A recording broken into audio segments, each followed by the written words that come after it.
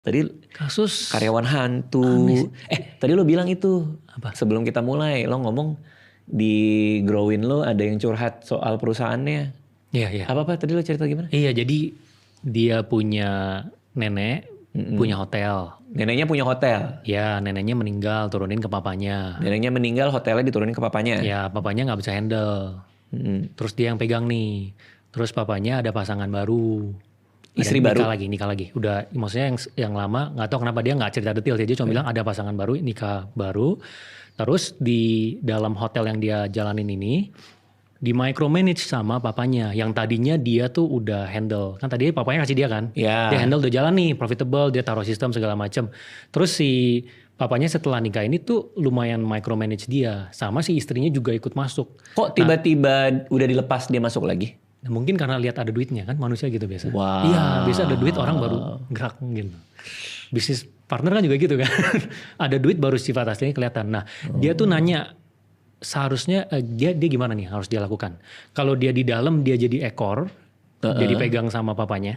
Karena dia nggak bisa gerak, ngambil keputusan udah nggak bisa lagi. Ya mungkin bapaknya juga nggak ngerti-ngerti banget.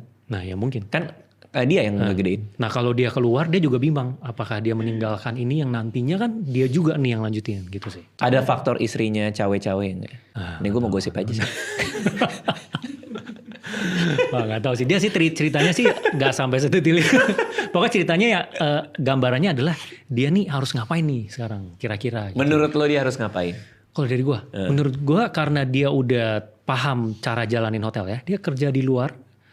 Dan kerjanya kalau misalnya memang dia ujungnya masih mau megang hotel nih. Kerja aja di hotel yang paling oke. Dia kerjain ambil pengalaman sebanyak mungkin. Nanti ujungnya pas pegang lagi kan dia bisa kembangin. Kalau sekarang dia diam di dalam. Dia kan ekornya dipegang gak bisa ngapa-ngapain. Gak bisa ambil keputusan, gak ada yang dilatih, gak ada yang bertambah ilmunya dia. Sedangkan dia bisa aja delegasi ada orang dari luar, kepala operasional, pegang hotel ya. Ya kan dilatih sama dia, terus dia kerja ambil ilmu dari luar gitu. Kalau ada butuh apa-apa sesekali kan masih bisa. Mestinya sih begitu sih. Nanti ujungnya gak dibutuhkan ya baru dia take over lagi. Kalau gue ngelihatnya dari sisi kenyamanannya dia sih. Kalau dia di dalam, dia ngomong ke lu aja kan artinya dia udah gak nyaman kan.